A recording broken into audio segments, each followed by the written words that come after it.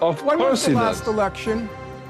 When was the last election? Well, we tried to hold elections in 2021, and they When were blocked was the by last Israel because they election? blocked us. Foreign And you language are is a English. repellent reptile. You're a reptile. Okay. The fighting has stopped, but that's not the same thing as peace. Cracks are already appearing in the fragile Gaza ceasefire. Hamas is back enforcing its control over the Strip, and President Trump has gone from peacemaker to threatening violence. Can the path to phase 2 be secured before the whole thing crumbles? I'm Melinda Nusafora, and you're watching Counterpoints.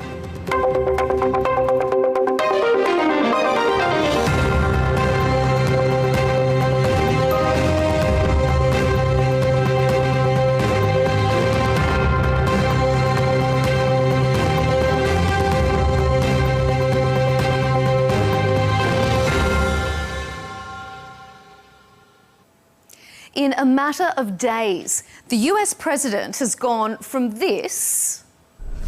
This is not only the end of a war, this is the end of an age of terror and death and the beginning of the age of faith and hope and of God. To this.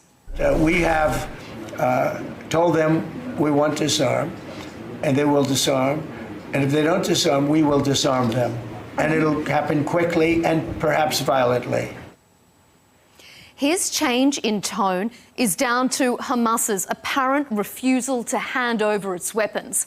That's a must if this ceasefire is to move to phase 2. The Israeli Prime Minister also hasn't ruled out a return to fighting if Hamas doesn't demilitarize. The group's failure to return the bodies of all deceased hostages has also called the deal into question. Israel says it's upheld its part of the deal. When he addressed the Knesset, President Trump even declared the world is loving Israel again. So, after 2 years of global protests and the derailing of normalization talks, can Israel rehabilitate its reputation on the world stage? Coming up in this debate, we'll ask if the ceasefire is already looking shaky, whether international pro-Palestinian rallies will continue or be forgotten, and if it's too soon to revive normalization discussions with Israel. Joining us for a discussion on the latest on this ceasefire deal is Norman Finkelstein, a political scientist and author of the new book Gaza's Gravediggers, an inquiry into corruption in high places. Dr. Jamal Nazal is back with us, a spokesperson for the Palestinian political party Fatah. And rounding out our panel is Hussein Abdul Hussein, a research fellow at the Foundation for Defence of Democracies. Gentlemen, welcome to Counterpoints and thanks for being with us. Not even a week into this latest ceasefire, and it already looks as if it could be under strain.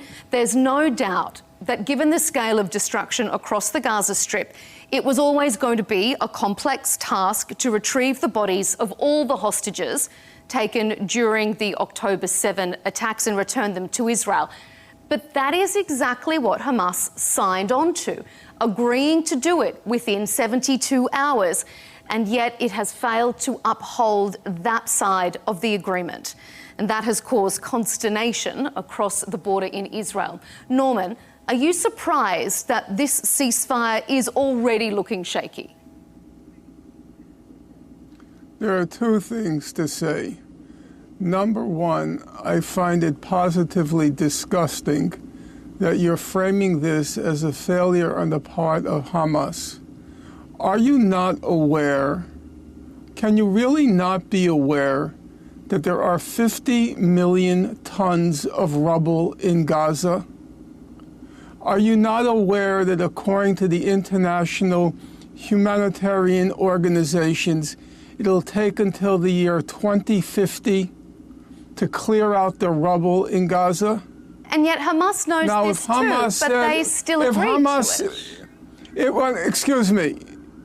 If Hamas says it can't find some of the bodies in the rubble, you're now blaming them for that? Can you possibly comprehend how outrageous a statement that is? Okay. And the fact that while we're all talking about the buried hostage bodies in Gaza, there are literally, conservatively, thousands of Palestinian bodies buried in Gaza. Are you not concerned about them as well? It's not a zero-sum game. We can be concerned about both things at the same time. Yeah, but you didn't mention the other bodies. Because it's the first question of our debate, sir, and that's where we're beginning. Why don't I hand it over to Hussein and see what's your take on it? Do you think it's a failing on Hamas, or do you think that Norman has a very valid point there? Yeah, of course, if you sign on a deal wherein you commit to do something, it's advisable that you do it. And this is on both sides. If the Israelis kept their part of the bargain, I think it's only logical for Hamas to keep their part of the bargain. But that really doesn't concern me. I think sooner or later, Hamas will find these bodies. They'll probably surface and they'll probably hand them back to the Israelis. What concerns me, and this is from a point of view of someone on the Arab side, is the brutality that Hamas is showing even before the ink has, even for it's done with its part of the deal with Israel, that they're going after rivals inside of Gaza, killing them, executing them cold-bloodedly on camera. That's what worries me. I think, that part of the deal with Israel, I think the whole world is behind it. The whole world is focused on it. Everyone knows what's going on. But no one is focused on these Palestinians who are being shot dead, even though over the past 2 years, the world was really angry at Palestinians losing their lives in this war. But all of a sudden, these hapless Palestinians seem to be killed with no one worried about it. Even President Trump said, I'm okay with that. It doesn't worry me. The only statement that I saw came from Bradley Cooper, the chief of CENTCOM, who said this is not okay and Hamas should stop doing it. But I don't think that's flying. I don't think Hamas is really listening to anyone. And as this goes on, I think, that's what really worries me more than, the rest of the deal between Hamas and Israel. I can see you shaking your head there. Jamal, what's your take? I believe the burden of proof is basically on Israel. After all, more than 10,000 Palestinian individuals from Gaza are missing. They are not accounted for. Nobody knows where they are. It is logical to assume that Israel has kidnapped a lot of Palestinian individuals, and they are they have been killed, or their remains may be kept in Israel, hidden by Israel. Maybe Israel is hoping to exchanging them sometime for something, or keeping them forever. There are a lot of remains of Palestinian individuals also in the West Bank who haven't been handed over to their families. So Israel has a long history of torturing Palestinians also on the psychological level, and they know how much of suffering this causes to Palestinian families. When it comes to Hamas, it's really, really, really hard to defend the devil, because Hamas is no lesser a devil than Israel, in spite of the fact that Israel is the aggressor. Israel is the initiator of this conflict. Israel is really and has always been keen on keeping this conflict ongoing for probably forever. And I know Israel is only looking for excuses to resume the hostilities against the Palestinians. And I know if Hamas fails to deliver the remains of the Israeli hostages, I think Israel will find the proper excuse to launch the war once again. What worries me most is the fact that either Israel and the United States have really turned a blind eye on what Hamas is doing to the Palestinian people at this moment. All these executions on the street are a very dangerous endeavor that Hamas has engaged itself with. And it is taking revenge on Palestinian families, calling them collaborators. So if they are collaborators of Israel, as Hamas claims them to be, why is the United States turning a blind eye to these atrocities? We are fed up with what Israel has done to us. We don't need to see these atrocities taking place at the hand of Hamas. So I hope that this plan will be carried out so that we can open a political horizon once all of this mess is removed. But who knows what the real intention of Israel is? I'm not the one who can tell. Norman, what do you make of those statements? I mean, is the burden on Israel here? Is Hamas the one putting it in jeopardy? I do not believe that we are going to get anywhere past the exchange of hostages for a handful of Gazan prisoners being held in Israel. And I would want to emphasize... You don't think it will move to phase two? Well, no. What's going to happen, in my opinion, obviously, when you talk about the future, you're engaging in speculation. But I would call mine speculation informed speculation. After each of Israel's high-tech killing sprees in Gaza, namely Operation Cast Lead in 2008-9, Operation Pillar of Defense in 2012, Operation Protective Edge in 2014, and even after Israel murdered 10 passengers on the Mavi Marmara in 2010. After each of those events, those high-tech killing sprees, Israel promised to lift the blockade of Gaza. Did it lift the blockade? No. Each time the international community said the blockade of Gaza was illegal and unsustainable. Did that stop Israel from continuing the blockade? No. And the events of October 7th were a direct result of this brutal medieval blockade of Gaza. There is no reason to suppose that this time Israel is going to even relax, let alone lift the blockade of Gaza.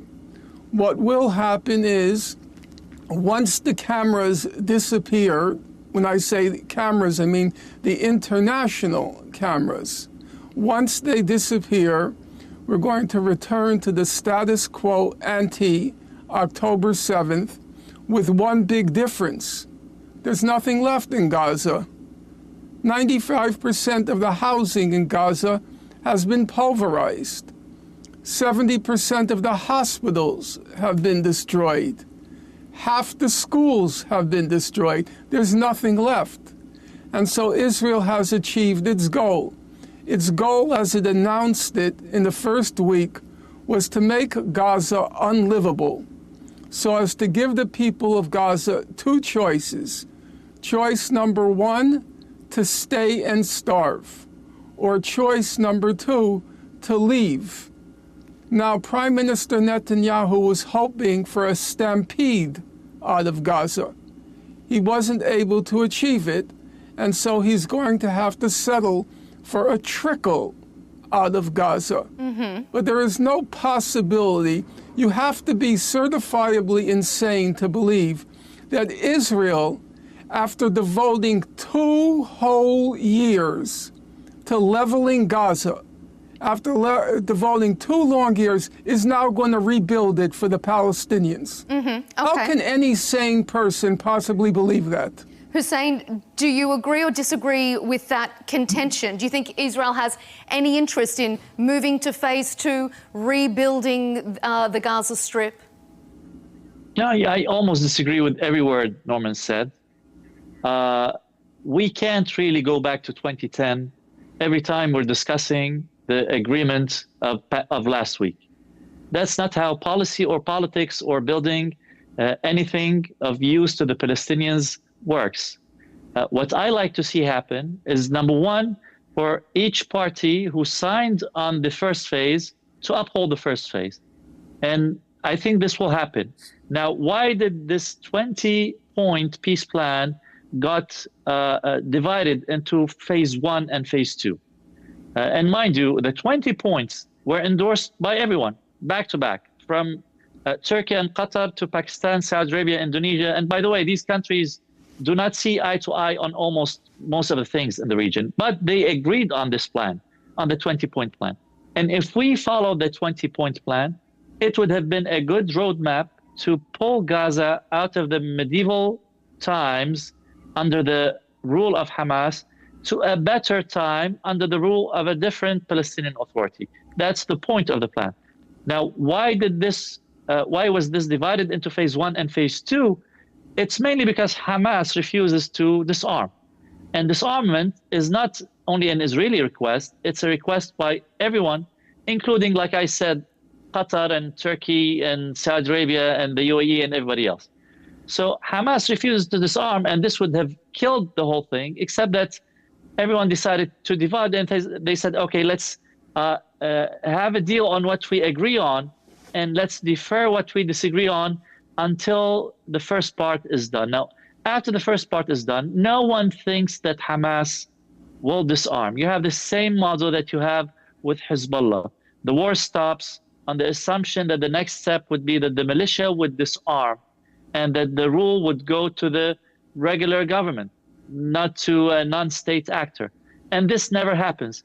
And what you see in Gaza now is that disarmament of Hamas is not only related to reconstructing Gaza, but also related to the Palestinians getting back 53% of the territory that remains under the control of Israel. So this too is incumbent on Hamas disarming, but we know that Hamas doesn't really care whether it gets the land back, whether the Palestinians die or not. There's no process of cost and effect by Hamas. If you now sit and calculate and think, listen, we lost 60 or 70,000 Palestinians dead in this war. We lost 53% of the territory. And all of this for what?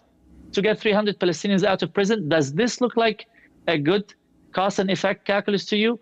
So all of these questions, Hamas is not asking. Hamas is only focused on keeping its arms.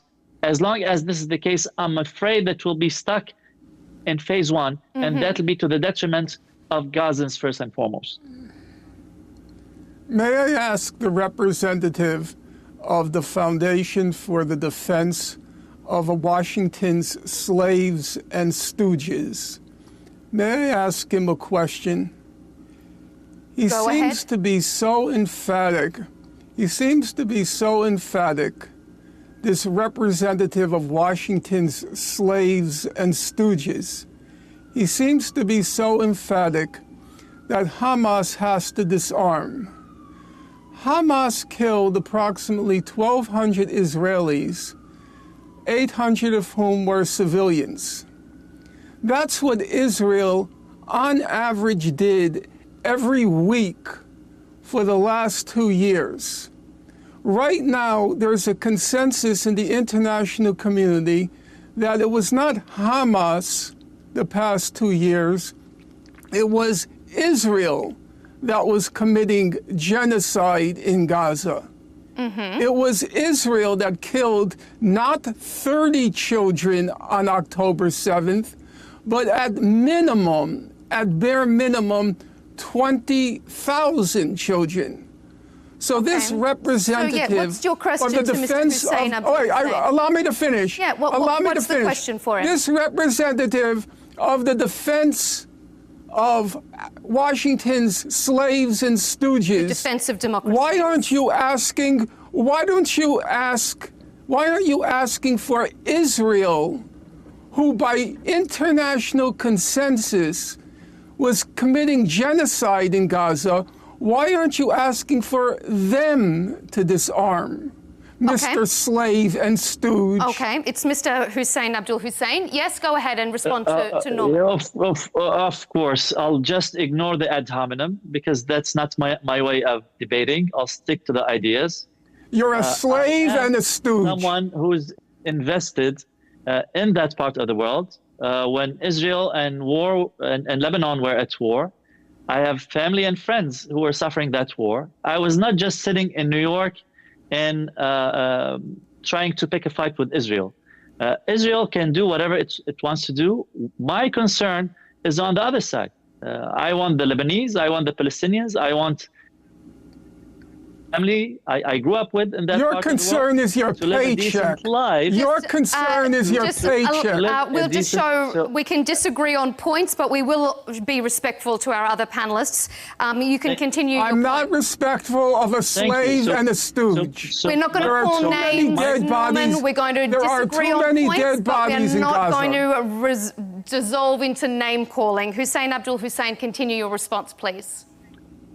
Thank you. My point here is that as an Arab American, my concern is to practice introspection, is to fix the situation so that the people in my part of the world can live a decent life.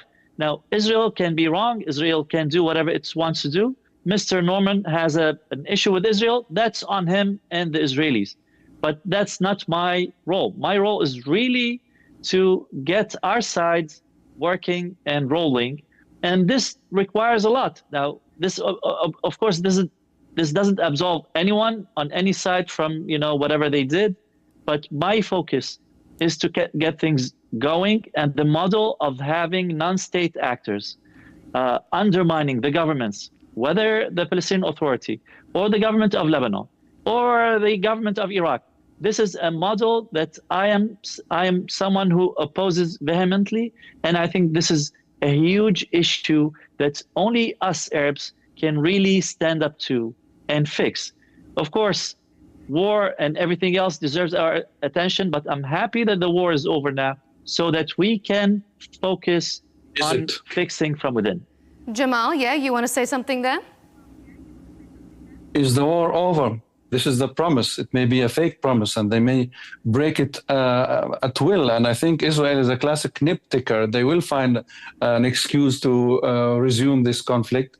And please, let's not turn this on the question of whose fault is this. The occupation of Palestine is more than 100 years, ever since the Palestinian people have been suffering. Now, every second word Israeli officials utter worldwide will include the name of Hamas, because they like to place the blame on Hamas. In my view, Hamas did a catastrophic mistake doing the October 7th the way it did it. I wish it didn't take place. I wish it didn't happen. But I think this is the best day of Benjamin Netanyahu's life. Without October 7th, he most probably would have been ousted. He would be out of power, or he may be even in prison. However, let's not turn a blind eye on the genocide. And I don't think the ceasefire is the end of the genocide. And I know that a genocide, it takes more than bullets and airstrikes to commit a genocide.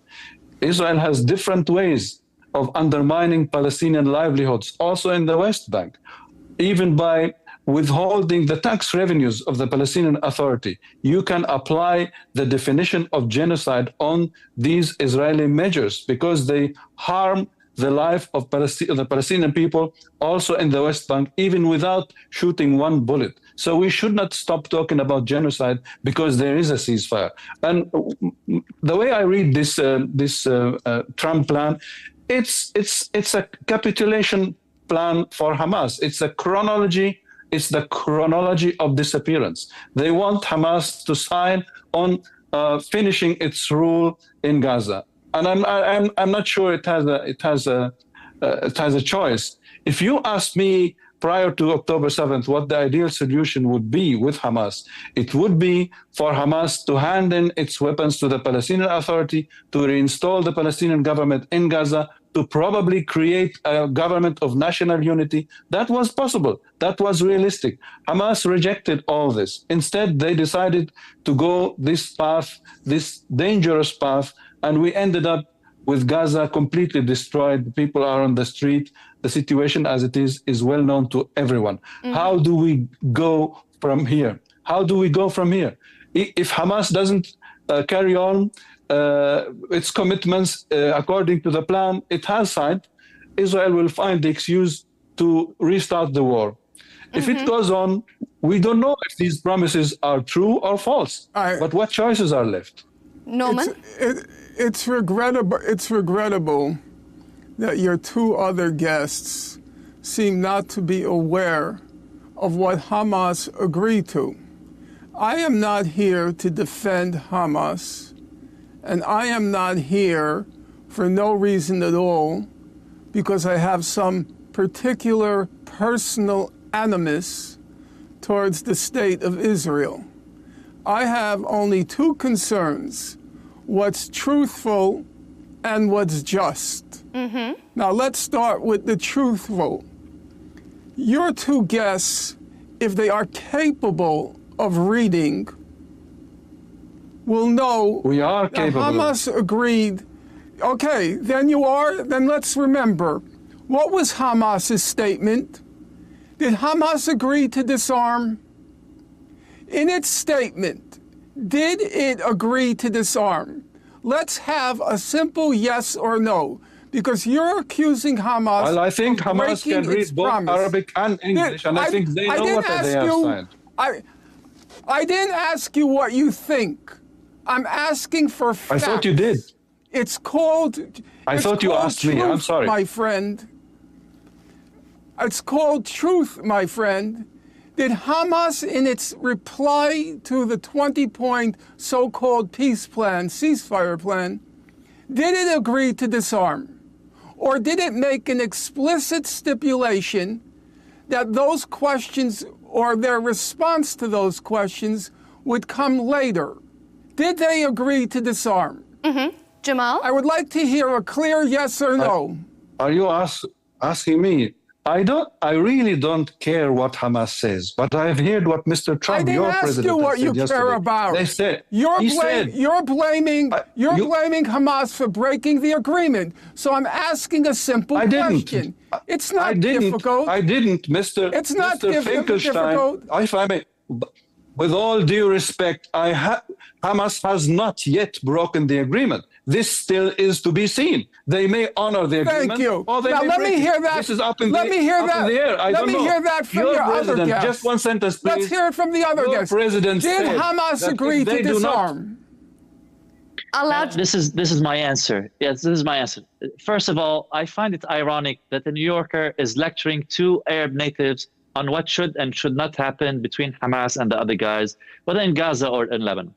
This is number one. Number two, long before Hamas committed the atrocity of killing 1,200 Israelis, it killed 350 Palestinians in 2007 from the Palestinian Authority. Their names are still there on the 700. website. You can, and thank you for the correction, you can check it out. Hezbollah did the same. It killed so many Lebanese before it engaged in war with Israel. So as Lebanese and Palestinians, we want Hamas to be disarmed long before the war in Gaza happened, long before October 7 happened. Now, it just happens that all of us are aligned to see Hamas disarmed. This should not take from Yeah, I any agree. other debate All this, about I the agree with region. you. I agree with you. All the Arab slaves and stooges would like to see Hamas disarmed. I agree with that point. If agree. you can resist using slurs against our other guests, we will keep things civil and we can debate Those the are points. not slurs. Those are dictionary definition words. A slave and a stooge. Yes, but I'm people who are paid generously. People who are paid Well, generously I'm sure to serve Mr. the Hussein interests, would... to serve the interests of the... Mr. Hussein, to is that serve how the you interests consider of the yourself, Arab- just to give you a chance to reply to Norman there? Why are you No, attacking everyone who didn't attack you? Or you should attack us if we disagree with you on something. I still did not see why. Where did we disagree? And let's just let Mr. Where do you disagree with anything I said? What's your disagreement with what I said? I'll answer that question. Because Israel just committed the genocide in Gaza, and you're blaming the whole thing on Hamas. And that's pretty disgusting. I did not say that. And I that's thought you pretty understand disgusting. better English and than you are me. And I'm you the are one whose foreign language is English. repellent reptile. You're a reptile. Okay, To blame let's again, Hamas for the Norman. murder of We are. 50,000 children. I respectfully request you to not did not use slurs blame Hamas against for that. our other guests. I'm going to move us on to our next segment because we've got a lot to cover, and we might just decompress a little bit from that. 2 years of this war, and it has undeniably changed many things. Obviously, as we can see from this debate, it has made impassioned discussion on both sides. It has not just affected the Middle East. Globally, it has spawned these protests, this anger, this open discussion and often criticism of what people are accusing of this political Israel lobby. These things were sort of fringe discussions before. Now they're vehemently talked about. Surveys have found that, in particular, young people in many countries now hold unfavourable views of Israel. However, we've heard this from President Trump in the Knesset this week. I invite you all to have a listen to what President Trump said. The world is loving Israel again, and I said, Bibi, you're going to be remembered for this far more than if you kept this thing going. Hussein, what do you think about what President Trump said? Is the world loving Israel again? Do you think that that's a correct statement? I really can't speak for the whole world. From the surveys that we see in the United States, it seems that the numbers have remained pretty steady, with a younger population against Israel, the older population still supportive of Israel, and the war clearly changing views and opinions. So before October 7, there was the views and opinions were something. After October 7, things tilted against Israel. Now the war has stopped, fingers crossed, of course, because I know the guest might say it hasn't stopped yet. I'm hoping that the ceasefire will hold. Now that it's stopped, we will have to give it some time and then survey the people again and see what happens. I know that during war, any party that's engaged in war tends to lose support, whether it's President Bush or whether it's Bibi Netanyahu, or anyone who engages in war. So I'm not sure this is the true measure, the true gauge. We'll have to wait and see. But again, this is not an issue that personally worries me. Israel has its own problems and issues. It can fix its own image. It can defend its own self. What I'm trying to say here is that we have issues with Hezbollah and Hamas, with or without Israel being on board. Jamal, I saw you shaking your head when I put that first comment to Hussein. I know I may say something that may sound personal. By all due respect, it really takes a large deal of bluntness to lecture a Palestinian on who Israel is. I grew up in Palestine. I finished my schooling in Palestine. My father left Palestine in 1964 to work in Germany. And when the 1967 war took place, he was deprived of his citizenship. So I grew up without my father under occupation. I've seen my peers killed by Israeli snipers during the first Intifada. And I was prevented from having a normal future in Palestine.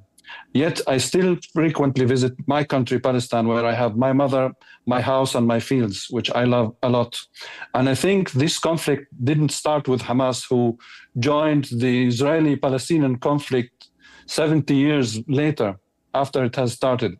I didn't say in one word that the conflict is to blame and Hamas to blame.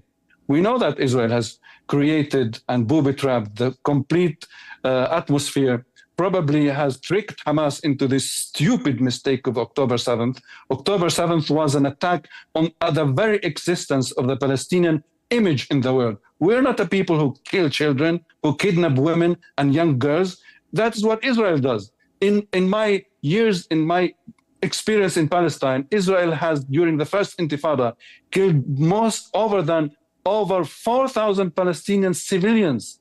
They sniped them to death. They did the same in the second Intifada. So when you debate Palestinians, please pay attention to not lecture them on who Israel is. And prior to this discussion, I respected you a lot. I even read your book. This is called The Industry of Holocaust. I read it a long time ago. It was translated into German. But please be more civil with the people you discuss with. Thank you. Thank you, Jamal. Norman, what's your take on the question of whether the world is loving Israel again? Is it rehabilitating its image on the world stage? And of course, feel free to respond to Jamal's comments as well. I'll first respond to Jamal's comments. Mr. Jamal, I've listened to the statements of Mr. Abbas over the past 2 years. In every public statement I have heard, he has blamed Hamas for the horror that has beset Gaza the past 2 years. Every public statement of his has blamed Hamas. Now, you're a Palestinian and you say you know the Palestinian situation. So I assume you are aware. Before October 7th, the people of Gaza were under a brutal siege. I assume you are aware that Israel put them under what they called a humanitarian minimum diet, where they only allowed a minimum number of calories in for the people of Gaza.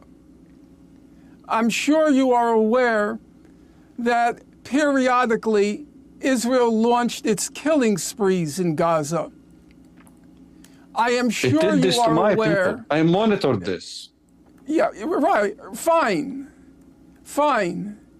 And then come October 2023, Gaza had disappeared from the international political stage. Whether you like it or not, Mr. Jamal, Hamas attempted international diplomacy.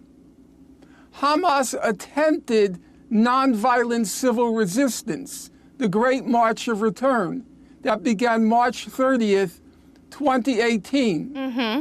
By the way, Jamal, since you are interested in facts, not your fictions, what did the Palestinian Authority do in support of the Great March of Return? Mm-hmm. I'll tell you what it did. Well, we'll let Jamal respond, and then we do need to get back on to topic.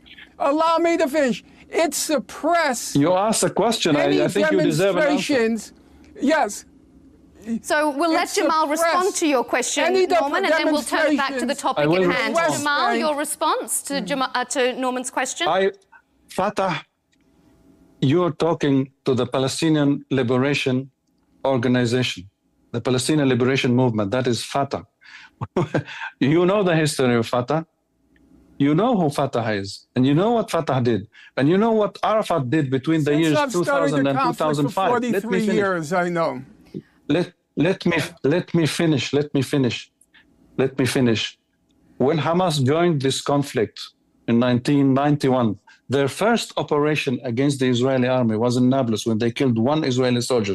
1991. That's almost 100 years after the Arab-Israeli conflict has started. Fatah started working against Israel in 1960, but we believed in making peace. However, Netanyahu aligned himself with Hamas and allowed them to torpedo the peace process through the suicide bombings. I will never forgive neither Netanyahu nor Hamas for destroying the possibilities of peace. As I mentioned, 1991, back then Mr. Netanyahu was the advisor of Mr. Shamir. He sat on his right side in the Madrid conference. Ever since, Mr. Netanyahu himself has been either head of the opposition or head of the government, and in either capacity, he has done his best to destroy every possibility, using Hamas as his pretext, his stupid idiots, the Hamas, to destroy the prospect of peace. What has President Abbas done? Well, I tell you what he did. I hope you know it. He signed the Roma Convention, which gave Palestine, the state of Palestine as it is now, the right to be member of the ICC. In this capacity, Mr. Netanyahu cannot travel to most countries of the world because most of the world's countries are members of the ICC. This is what Abbas did. I hope as scientists like yourself, widely respected also by myself, does know that. Do you know this? I assume you don't, because you asked me what we did. But your question was what we did to the March of the Return.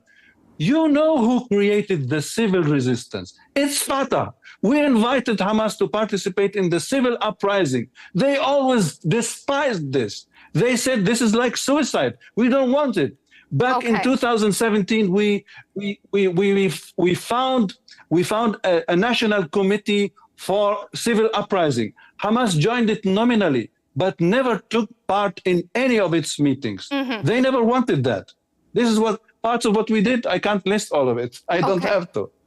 Hussein, I'm going to bring you back in shortly. But Norman, if I can turn you back onto the topic at hand, I want your response to whether or not you think that President Trump is correct or incorrect when he says the world is loving Israel again.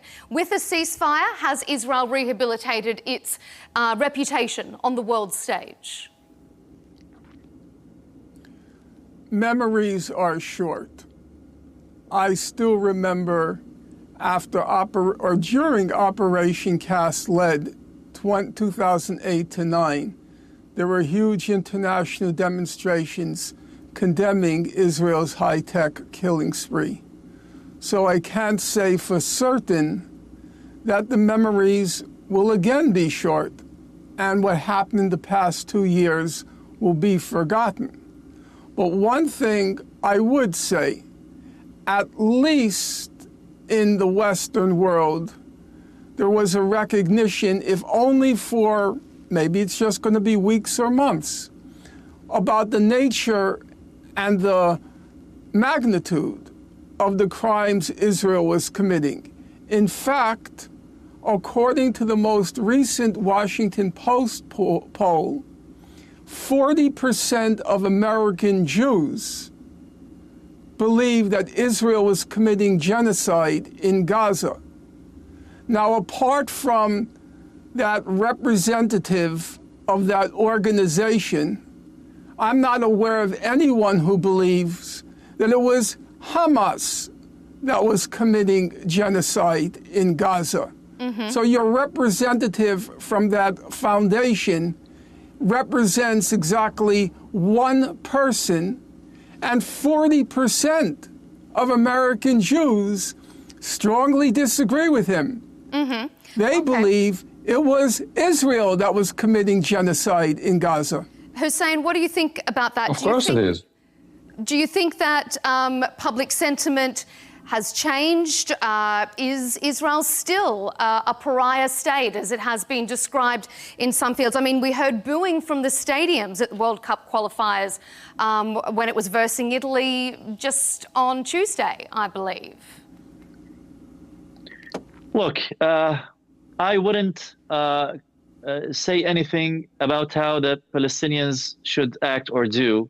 And of course, Mr. Jamal, he's a Palestinian himself. He's aware of what happens in the West Bank and Gaza, and he has a say over this. I don't tell the Israelis either what to say or do. The countries I come from, Lebanon and Iraq, we have a huge issue of these countries living without a rule of law, living in a situation where might makes right, where foreign adversaries justify armed gangs undermining governments and undermining the rule of law. This is my focus. Now, whether Israel is popular or not, like Norman is saying, memories are short. Things change. Today there's war. Everyone is engaged. War ends. If it does, people switch something else.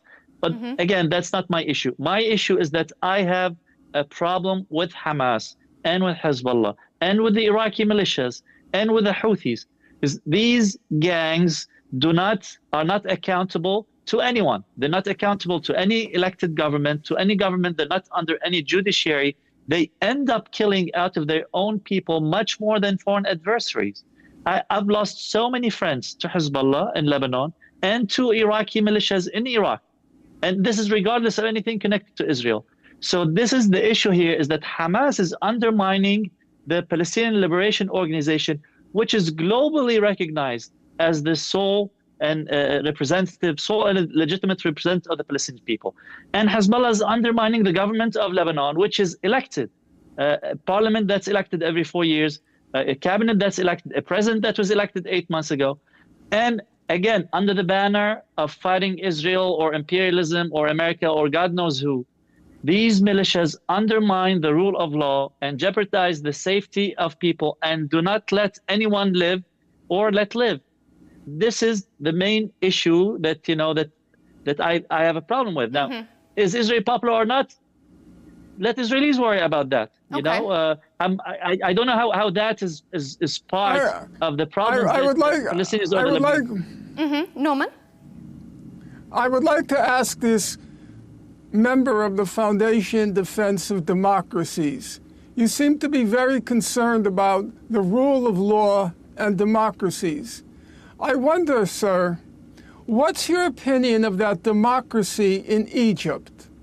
Can you say a few words about that democracy in Jordan? Okay. Norman, I'm going to pause you there. We're going to turn it back to our topic at hand. Jamal, I want to ask you, we're talking about international... That is your topic. It's not really... That is your topic. We're not debating democracies in other countries. We're specifically debating this issue. So, Jamal, let me ask you, with regards to these international movements about Israel, let me ask you, do you think the protests we saw over these previous 2 years, Jamal, do you think they've been impactful, or do you think they've been purely superficial? Do you think they've had any hand in bringing us to the day we are at today? I think they have been impactful. I think they are necessary, and I think they have no reason to stop. I think they must go on to pressure the decision makers in the entire world. I myself participated in a lot of these peaceful marches in Europe, and they created awareness worldwide. And as I said before, it takes more than bullets and airstrikes to commit a genocide. Even the siege is a genocide. Even placing the Palestinian people under an internal occupation is a form of genocide. So all these people who sympathize with Palestine, they should please carry on with their work of these peaceful demonstrations everywhere they can go. And there's a topic we have to talk about. As Hussein said, we must draw a line between Muslims and Islamists. These fanatic movements, some of them were mentioned, some weren't. They don't represent Islam. To them, I'm an unbeliever. To them, we are seculars who do not deserve the same right or even to be alive. That's our issue with people like Hamas, Mr. Finkelstein.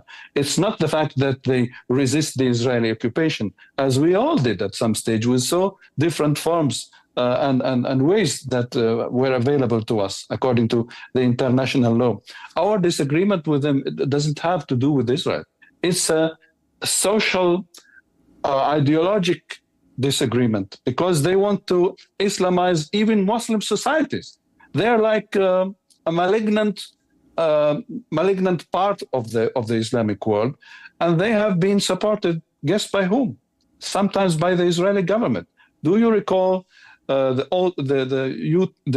quotation of Mr. Smotrich, who said the Palestinian Authority is a threat to Israel, whereas Hamas is an opportunity? Mr. Netanyahu said, when he was asked, why on earth do you give money to Hamas? He said, anyone who is not interested in creating a Palestinian state should support Hamas. I think you heard that. Norman, do you want to respond to that? Speaking of things I've heard, I've still not heard you respond to the question of whether your president, Mr. Abbas, the past 2 years has been blaming everything on Hamas for what happened during the past 2 years. I've not heard you respond to that. Well, I've listened to the statements. Do you want to give me the chance to respond now? If you wish, I would. Yes. If you want, I could respond to this. To us, as a national movement working for creating a Palestinian state, at this critical time in this world, which is dangerous, it is very important to distance ourselves from what Hamas did on October 7th. I say this as a spokesman of a movement who had struggled against the Israeli occupation in so many ways. And at the end, we came to believe that creating a Palestinian state on the side of Israel, instead of creating a Palestinian state instead of Israel, as Hamas tries to make us believe it wants to do, is the right way. The right way is creating peace, creating a Palestinian state. This is what we want. Mr. Abbas hasn't blamed Hamas for everything. He has condemned Israel for what it did. But he has every right, being a representative of the Palestinian people, to distance himself from Hamas, which is becoming the pariah of the world, much as Israel itself is, for the terrible crimes Israel is doing. So sometimes you have three, you have... Sir, with all due respect, you have a paycheck to earn, so I understand what you're saying. However, I don't think it's useful to insult people you're talking to. I could do the same to you, but I really wouldn't. Okay, allow me to finish. I'm capable of, trust me. Allow me to finish. According to all the public opinion polls in the West Bank, about 25% of the Palestinian people support Abbas. Which are financed by the United States. 25%. Now, if you look at the number of people employed by the Palestinian Authority, it comes to about 25%. So the only people in what you said Abbas represents the Palestinian people. No, he doesn't. When was the last election in the West Bank? Can you tell the audience? Have you? This is the same words you that said, were uttered by when was the last election? The representative of the state when of was Israel the last said election? exactly these words at the Assembly of the United Nations, inciting against the Palestinian Authority. So he is happy to hear you discrediting and delegitimizing the Palestinian Authority. This is what Danny Danon has said. You said he represents Of course the Palestinian people. When was the last election?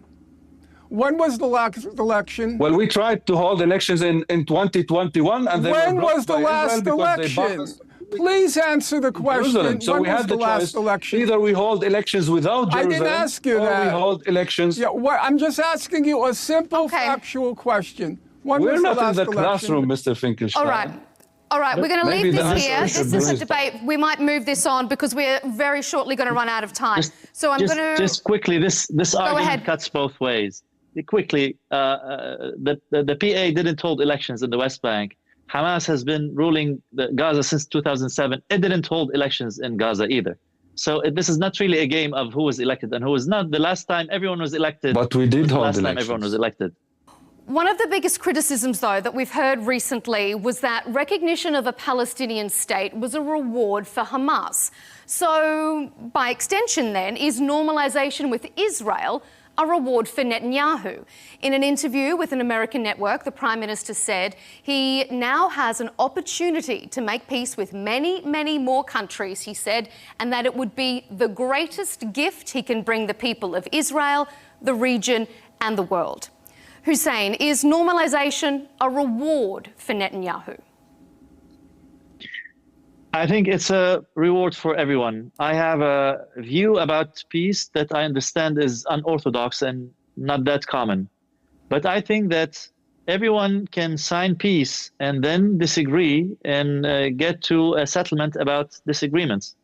There are dozens of disagreements around the world between different nations, and they don't really fight wars for them. Some states even have diplomatic ties, but they can sort their disagreements yet. So to my mind, I think, if we get all of these parties, whether the Palestinians and the Israelis or other Arab countries and Israelis, to sign peace first, not treat peace as a reward at the end of the process. Just sign peace, and then after we do that, because peace tends to build trust between the players and the actors. And once that's done, you can say, listen, this should be under our government. That part you can take under your government. I think this would have been a much more effective way than doing it in such a way that we put peace at the very end and we say we have to check all these boxes that, some so-and-so will have to stop shooting, so-and-so will have to stop doing that. So, and until you get to the end of the box, honestly, seemed impossible since 1993. Until we get to the end of these boxes, there's no way we can get to peace. So to my mind, if we reverse this and we start with peace, and from then on we go to sorting out who gets what, listen, I'm not underestimating the conflict between the Palestinians and Israelis. The French and the Germans fought hundreds of years of wars. And now if you drive between the two countries, you can't even find the border between them. So peace is doable, but it just needs some goodwill, and it needs both sides to be at peace with the idea first before they start becoming at peace with one another. But that's my view, and I understand it's uncommon and unorthodox at this point. Mm-hmm. Okay, Jamal, is normalization a reward for Netanyahu after what we've seen in these past 2 years? Yes. I think Netanyahu doesn't deserve any peace deal with any Arab countries right now, unless Israel recognizes Palestine, and not only recognizes Palestine, but ends its occupation, illegal occupation to Palestine. Only then can we really talk about the Arab Peace Initiative, which requires from Israel a complete withdrawal from all Arab lands that it occupied in 1967. Only then does Israel deserve normalization with the Arab world, not because this is a just solution, but because it's a practicable solution, if I may say so. But what's the alternative? What's the alternative? Is it the military option? If the military option was a viable one, then let me ask the question, why has Israel been fighting between 1948 and 2025? Because the military option is a non-starter.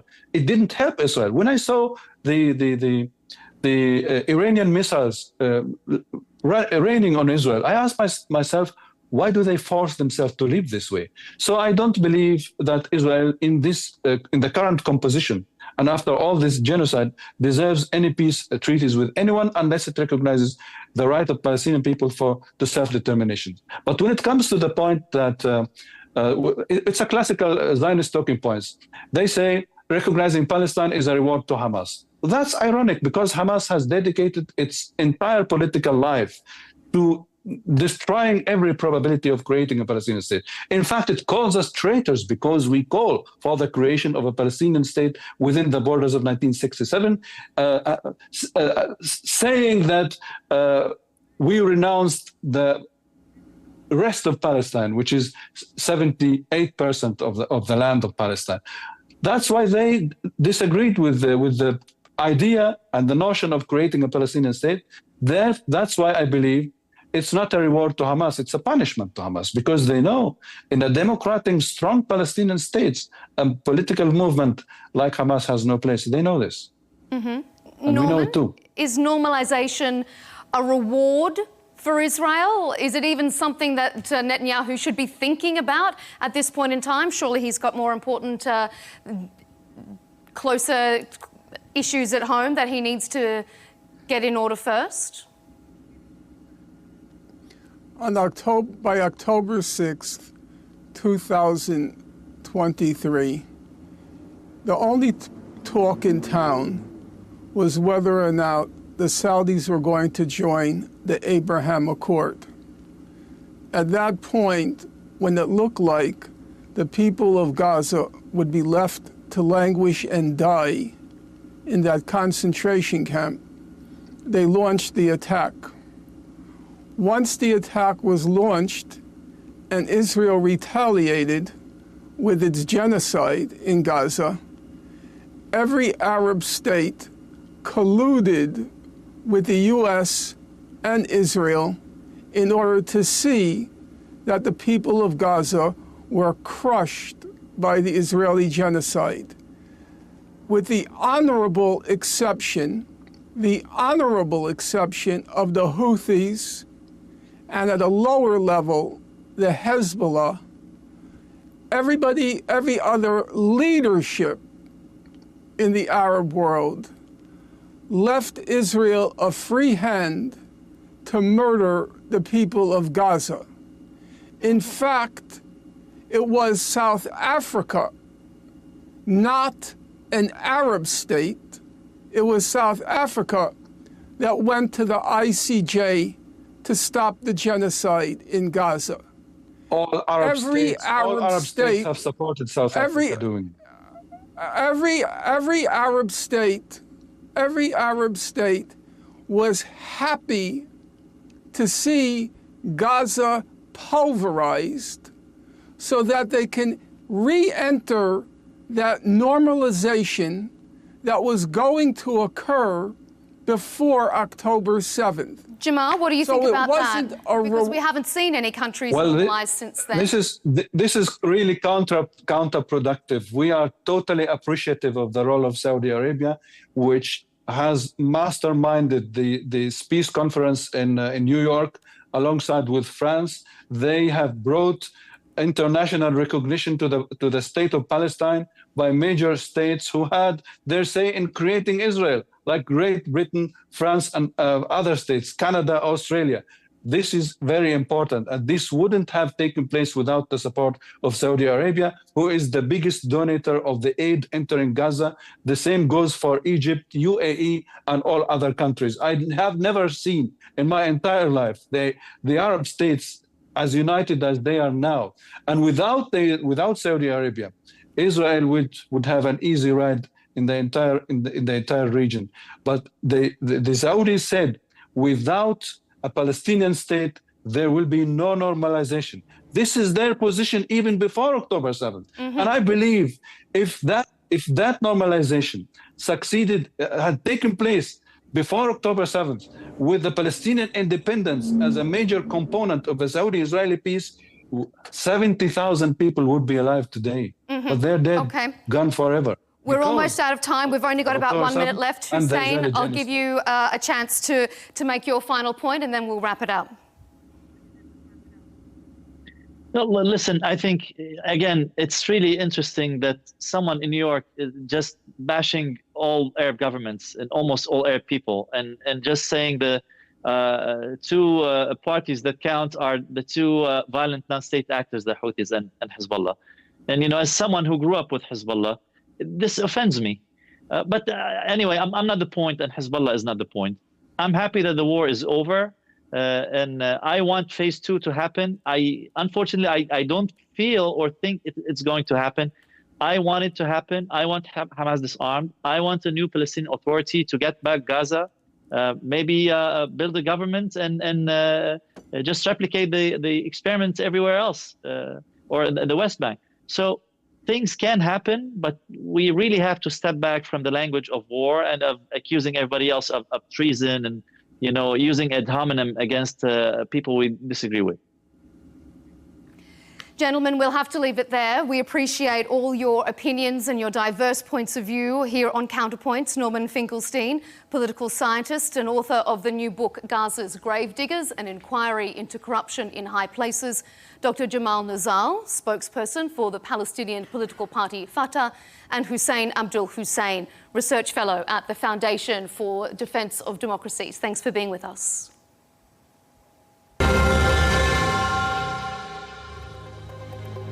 And thank you to you for tuning in to this episode of Counterpoints. To keep up to date with our latest debates and interviews, be sure to subscribe to Al Arabiya English on YouTube. And don't forget, follow us on X and TikTok. We'll see you next time.